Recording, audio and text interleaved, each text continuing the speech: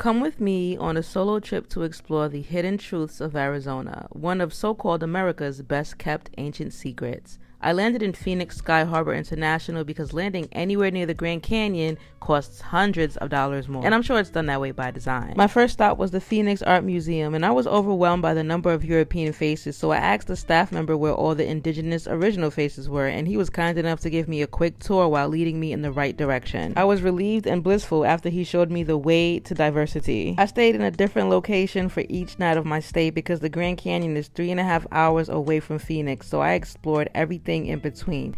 By the way, did you know that Phoenix was actually named after the Phoenicians, who were actually highly melanated Moors? Anyway, I was gonna do some water sports at this resort, but them boats was looking like I wanna go home, so I decided against it.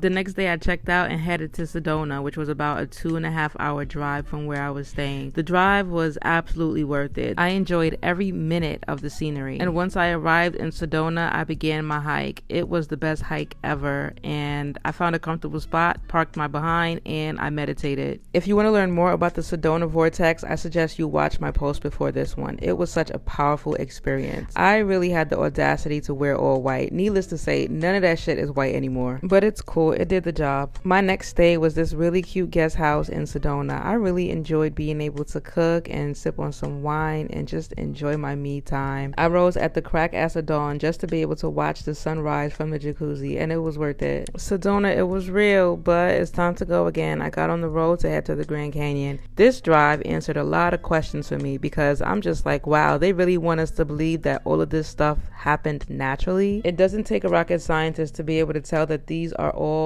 pyramid ruins. You can look at the formation and the complexity of the rocks, and you can tell that these were built.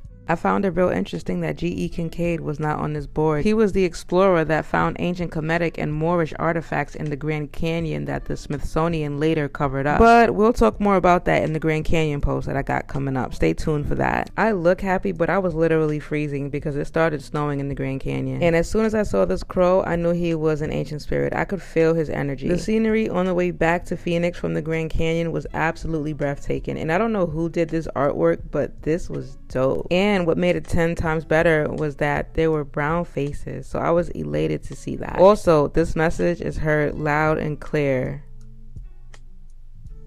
A moment of silence for that was necessary. Just like that crow, this rainbow was a sign of change and transformation. My last stay was my absolute favorite. I got to stay at the Westin in Tempe, and it was absolutely beautiful. I think my favorite part of it was the rooftop bar and lounge. The view, just like everything else in Arizona, was utterly astounding. Look at my face. Don't I just look ecstatic? The hotel was having a pool party, but it wasn't really my vibe, so I just relaxed in the jacuzzi, and this is me on my way out. Arizona hit the spot. I shall certainly return.